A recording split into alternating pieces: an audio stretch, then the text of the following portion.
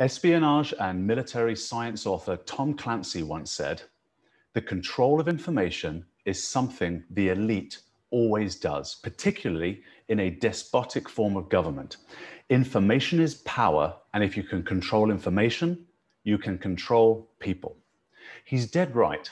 We technologists are information controllers. It's the new way of things, and I'm pleased about it. Up until fairly recently in human history, the brutes and mystics ruled the world. Today, it's the geeks. But like most privileges, it's a double-edged sword. The counterpunch being that as the world continues to move deeper into the digital age, we cybersecurity folks will have to adopt more responsibility, some of which we might not like. So I've been asked to speak about threats, trends, and predictions. So I inquired with my team of researchers what we're currently seeing in the wild, and they sent me this slide. I'll touch briefly upon each, but there's a hidden threat beneath the surface which would be wise to focus on for the majority of this talk, because obviously, to address the first pillar, COVID-19 will be around for another couple of years. So it doesn't take a genius to guess that we'll see more social engineering, fake domains looking to steal stimulus checks or healthcare data for insurance and identity theft. But I want to argue a case that we cyber professionals need to understand the geopolitical information warfare that accompanies many of these attacks. We need to think of it as coronavirus-themed espionage attacks, disinformation campaigns. Whose responsibility is it to ensure that information is accurate? It's an information control problem. Are we cybersecurity professionals tasked with ensuring our colleagues get access to correct, unbiased, raw information, or at the least to block fake and damaging news? This is an incredibly complicated problem because who says what's fake and what's real? But we can't live in a world of anything goes. There's a famous old Soviet proverb, when nothing is real, anything is possible. Okay, so I'll touch briefly upon these other pillars and then we'll dig into the details. So COVID-19, obvious. Double extortion or ransomware extortion will certainly increase. This will be the new prevalence, right? More companies have been electing not to pay ransom demands. So in addition to encrypting a company's data, criminals now steal all the files, threatening to publish them online if the victim doesn't pay. This will be the new ransomware trend in 2021, but the age-old rule still applies. Air-gapped backups and a strong DR plan is key. Here, we see a screenshot from the dark web detailing data that's been stolen, but before the attackers publish it, they also try to sell it to other criminal organizations who could exploit the information, further damaging the victim. Okay, mobile and cloud threats. Mobile attacks have become the #2 most popular method of gaining entry into an organization, while ransomware attacks are more sophisticated and therefore at the bottom of this list, they are still the most lucrative attack for criminals, with executables and Microsoft documents being the preferred attack vectors. A unifying policy for mobile, cloud, network, and endpoint security will help prevent malware penetration. But I want to focus on not just malware, but malinformation. And this leads us to the final pillar, nation-state cyber warfare. It shouldn't be called nation-state, since some criminal organizations have the capability to launch massive attacks. And in fact, it could be rogue threat actors who trigger nation-states into warfare. It'll help to have a quick recap of how we got here, starting with the Gutenberg moment of 1983, when the US military invented a technology called TCP over IP, which was then later developed into a commercial application by CERN called the World Wide Web. Incredibly, only about 3 to 4% of traffic is known as the clear web, right? Something that can be accessible via standard web browsers. Most online activity exists in what we call the deep web, But this is not to be confused with the dark web, which is estimated at approximately 5% of the deep web. The dark web refers to both pages that are non-indexed and involve nefarious activity. The fact that I'm speaking to you today during the coronavirus pandemic and Movember, as you can see, is a testament to the robustness of the internet, which has kept our planet communicating in a manner never before seen in human history. In spite of massive global reduction, it is a reflection of the fact that TCP over IP is a protocol with redundant military-grade engineering. Is it any wonder, therefore, that after the birth of the World Wide Web in 1989, threat actors would weaponize the internet? Right? It's a military application after all. Even the original creation of the firewall by Gil Shwed before he started Checkpoint was a military response to protecting Israel's IP communication from adversaries. And while it's a little tongue-in-cheek, I somewhat marvel at the internet as a weapon, right, to make warfare more humane. Now, take, for example, the 2005 Stuxnet cyber attack on the Natanz weapons-grade nuclear enrichment facility in Iran. After it was discovered that Iran was breaking their peace agreement by pursuing nuclear weapons, the Western alliances needed to intervene. This was at a time when the West was fighting 2 wars in the Middle East, so a third conventional war was not an option. The general public would not have supported it. So, allegedly, the NSA, GCHQ in England, and Unit 8200 teamed up to create a new kind of weapon, one that didn't involve putting boots on the ground and did not incur the billions in cost for deploying troops or using conventional weapons. So with no soldiers dying and no additional cost to the taxpayer, an aggressive regime was denied the power to exercise their abhorrent rhetoric, political rhetoric of death to Jews or death to America.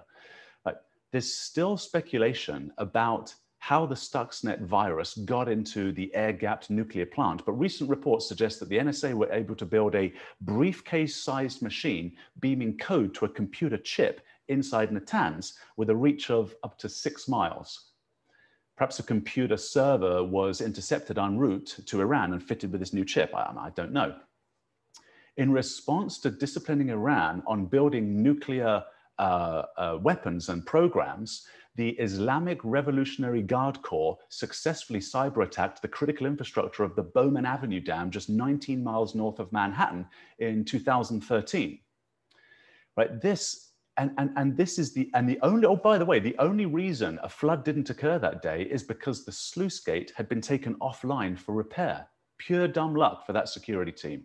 Now, of course, we would expect a retaliatory response from our enemies. This is actually what highlights a newish problem.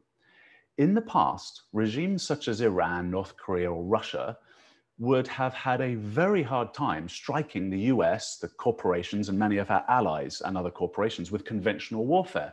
This is why we saw the attacks of September 11th perpetrated against civilians on commercial airlines. I mean, really, what's Iran going to do in conventional warfare against the United States? Look at what happened in Afghanistan in response to 9/11. In the 1980s, it took the Russians 9 years of brutal conflict before they retreated in failure trying to invade that country. It took the US and our allies 3 months, and the Taliban fell to their knees in defeat. But since 2013, Iran, Russia have successfully installed bots in much of the US's critical infrastructure. And if it's here, then it's in plenty of other countries too. Today, rogue nations, cybercrime syndicates, and maybe even one lucky individual can attack us. All you need is a keyboard, a lot of brains, and the skill of deception. Case in point, Mr. Edward Snowden. I was going to say one of the most polarizing figures in the cyber underground, but he's revered as a hero by most, so not polarizing at all. I'm not as much a fan as everyone else, purely because there were 160,000 emails leaked, tens of thousands of top secret documents. It would have been nearly impossible, a task to redact existing operations to protect our spies and foreign alliances. Good people were tortured and killed, along with their families. right? They should have spent months going through everything. Moreover, Snowden's 2013 disclosures led to massive upgrades in the way terrorists operate, right? They had our playbook. We'll talk more about our Soviet frenemies in a few minutes. The Snowden issue is definitely complicated.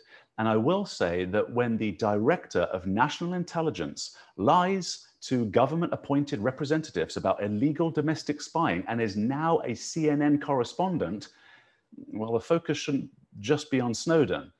But I'll make another observation about it. Typically, our Western alliances have the best human rights record in history. Now, don't scoff. I can't see you, but I know there are some scoffers in the audience. Disinformation would have us believe otherwise. I'm not denying that we have lots of room for improvement, but typically when the West engages in inhumane behavior, we bring it to the attention of our democracy for judgment. As an example, when the US and her allies instituted waterboarding as a practice, it was the Pentagon who voluntarily brought it to the attention of the people for public debate. Do we want to be a nation that practices this? And the answer is decidedly no. So one of your biggest threats for the next decade is the radical kid with a memory card that wants to expose your company's wrongdoings. All of you, everyone. There's something your company is doing that isn't fair. There's bound to be. But the woke social justice warrior movements that has permeated our universities for decades has driven an agenda of cancel culture into the workplace where betrayal is considered an honor and so-called whistleblowers are rewarded by media companies looking for their next clickbait headline, which is doubly unfortunate because there are genuine concerns of real whistleblowers who fear for their lives, courageously speaking up, now finding their voice in an ocean of misinformation being drowned. And it's not just the snot-nosed kid hiding on the inside of your organization, eagerly anticipating the latest offense. Industrial espionage has adopted digital age tools to steal large volumes of data. Chinese hackers have become expert in this endeavor with headlines such as this, permeating the news, where US authorities in this case have charged an American engineer and a Chinese businessman with economic espionage and conspiring to steal sophisticated turbine designs. It's no coincidence that China's J-20 fighter jet looks almost exactly like Lockheed Martin's F-35. And it could simply be that a few misguided words from the CEO land your company in the crosshairs of social justice warriors or threat actors. Sheldon Adelson, the self-made multi-billionaire casino entrepreneur, made a comment in a Jewish synagogue about disciplining Iran with the threat of nuclear weapons and paid a massive price for it. In 2014, his global casino conglomerate was cyber-attacked, taking their entire systems offline and defacing their public website with burning flames on a map of each of his business locations with a scrolling message, don't let your tongue cut your throat, I think it said. Talking of nation states attacking one individual, who would have thought that Jeff Bezos would have been cyber attacked by the entire Saudi government? So think about it, your CEO, right? If your CEO is, if you're working for an enterprise organization with a powerful CEO, they are a target. Right? Remember the Washington Post journalist Jamal Khashoggi, I believe it was pronounced, who was assassinated allegedly by the Saudi royal family, and the Washington Post wouldn't let the story go? Well, Bezos owns the paper, and so his phone was hacked, discovering his extramarital affair, and they tried to blackmail him. And good for Bezos, because despite the public embarrassment of the ordeal, he gave the one-fingered salute to his assailants and came out in public about his personal life, thereby disarming his hackers. After a year of forensics, all roads pointed to the Saudi royals who perpetrated that attack. And look, I think it's too bad that we cyber nerds have to get involved in political affairs. It's so polarizing. And typically, the technologists I've met on the road, like you and me, are decent people who would rather stay out of the fight, and understandably so. Even me saying what I've said so far will result in a bunch of hate comments on social media. And I must say, I find it completely ironic. Sheldon Adelson, who has no political power to engage in nuclear war, makes a few comments about a regime whose political platform is death to Jews, and he's vilified and pays a significant penalty. There's no rationality to this. So if you think you or your company is immune, you're not. In 2014, we saw more social justice warrior attacks on corporations. A snowflake of a man whose delicate ego was bruised when some comedians made fun of him decided that he had launched a massive cyber attack costing over $100 million in damages against the entire corporation associated with his mocking, and couldn't have cared less for the collateral damage he caused with thousands of people who had nothing to do with the movie The Interview, starring Seth Rogen and James Franco, making fun of Kim Jong-un, the dictator of North Korea. And this is my point about conventional warfare no longer being needed for our enemies to damage us. It was Kim Jong-un who sponsored the WannaCry ransomware crypto worm, infecting over 200,000 computers worldwide, and I think raking in it cost 150 billion in damages, raking in millions for him to buy more cognac. Now, here's an interesting thought that'll blow your mind. North Korea is the world's second largest purchaser of cognac. Did you know that? Starving people, fat autocrats. It's the way of the old primate world, I'm afraid. The great Western Renaissance is yet to catch up with them and put the geeks in charge. And straight out of the Marxist playbook, this North Korean despot has also managed to lock down his entire country from IP communication that isn't in favor with the dear leader. If you own the language, if you own what people can and cannot say, you can shape entire societies into anything and make ordinary and decent people do wicked and terrible things. The 20th century demonstrated this with over 120 million dead, thanks to this kind of dictatorial information control. But even in democratic societies, I can't believe how easy it is to throw petrol at a small flame to create a wildfire of chaos. And the same goes for corporations. We've all been interested lately in political interference through cyber manipulation.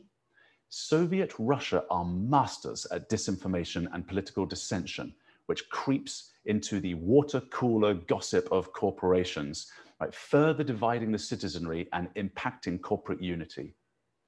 In response to Russian election interference, four-star General Nakasone, commander of the US Cyber Command and now the head of the NSA, launched a successful cyber attack on the Russian Internet Research Agency, which is their version of GCHQ or the NSA, and took the entire organization offline. Imagine if your leading spy agency went completely blind and had no idea if a cyber attack was coming to your critical infrastructure. We also saw in 2019, for the first time in human history, a cyber attack as a retaliatory response to a conventional attack after Iran shot down a US drone over the Strait of Hormuz. I believe the Iranian actions were legally an act of war, but instead of the US crushing them in combat, having to deploy precious troops and costing money, the NSA hacked into the Iranian missile defense system and took it down, effectively leaving them open to attack with anyone with an axe to grind against the Iranian regime. Right? And this is how you know you're on the right side, by the way. Nobody did attack them. Anyone could have shot a missile into Iran during that period. Right? Iran has many enemies, but none that want to see the annihilation of that nation. Quite the contrary, in fact. Right? We want those beautiful people to be free of that oppressive regime. These events beg the question, what should be the responsibility of the government to protect business, such as those who were collateral damage of NotPetya? These are uncharted waters. Where does the responsibility of business end when responding to cyber attacks? I was speaking with a customer in the healthcare industry. This was last year, I think.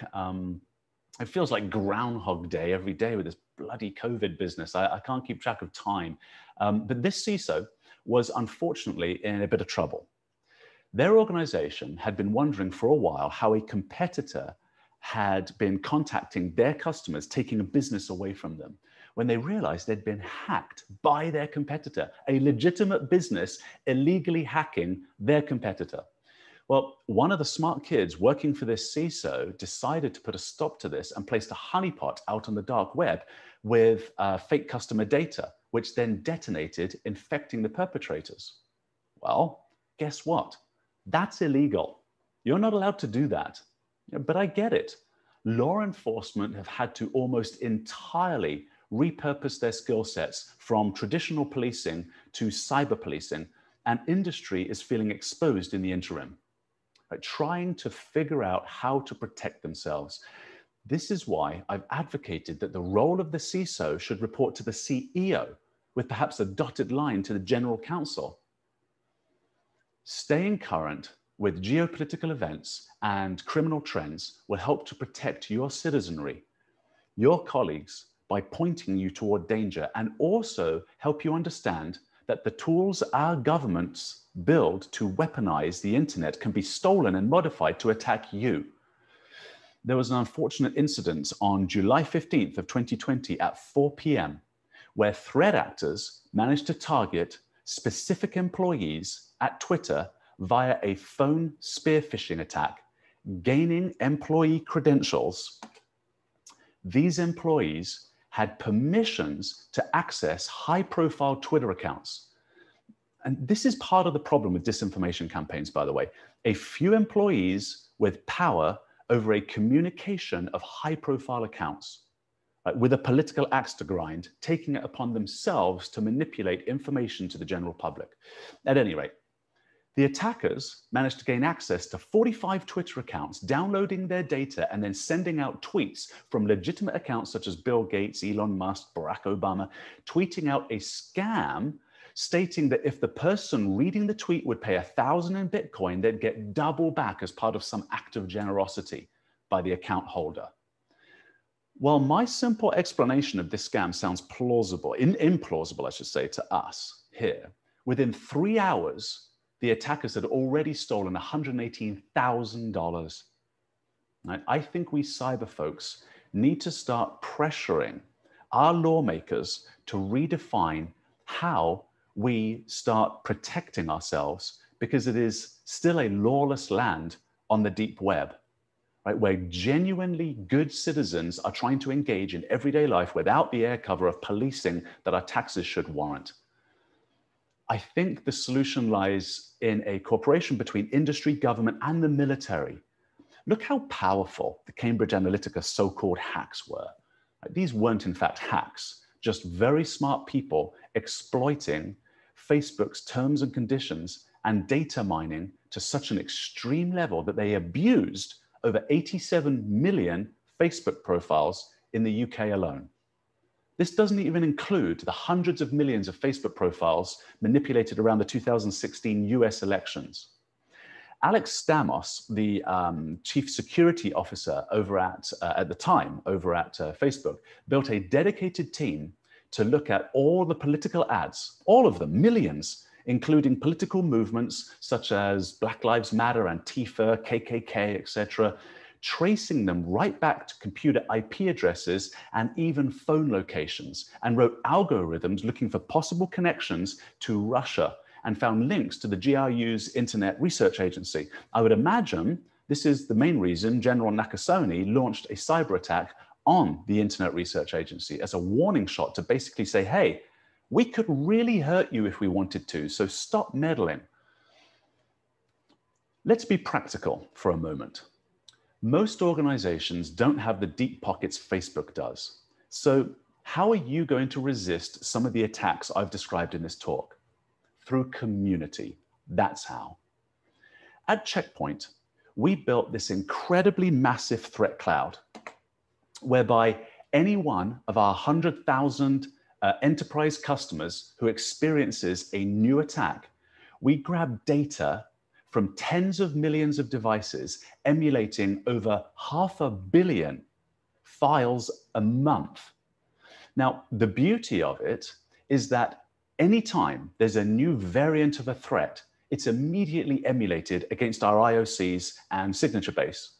Then we push that update to all customers immediately, sharing anonymized data to everyone, thereby making you the beneficiary of a near unlimited number of nodes across the World Wide Web. Each of these customer locations, and believe me, some of these customers are the target of constant state-of-the-art threats. That's good for you. For almost 30 years, Check Point has been trusted as the Fortune 100 cyber vendor of choice, and we work intimately with these high-profile customers to protect their networks. All that intelligence lives in our impenetrable threat cloud. We simply connect you to it, and they benefit from you too. How we architect our solutions and adopt responsibility for information warfare matters. What you do, specifically you, matters. Our actions shape the world, every one of us, no matter how big or small your responsibility. We are the guardians of information, and I hope that my predictions for 2021 stimulate an eagerness to shoulder the burden of responsibility to engage in this new warfare. Because, as George Orwell once said, people sleep peacefully in their beds at night only because rough men stand ready to do violence on their behalf. We might be using a keyboard and so not roughing up our hands on the callous edge of a military-grade weapon, but this new decade, we must nevertheless stand ready to do violence on behalf of those we protect. And with that, I wish you good luck, and I invite you to continue this conversation with me by looking me up on LinkedIn. Let's make it a public conversation. Give me your comments, your feedback, your questions. All you do on LinkedIn, Edwin Eddie Doyle, Manhattan. I'm the first one that will come up. Good luck.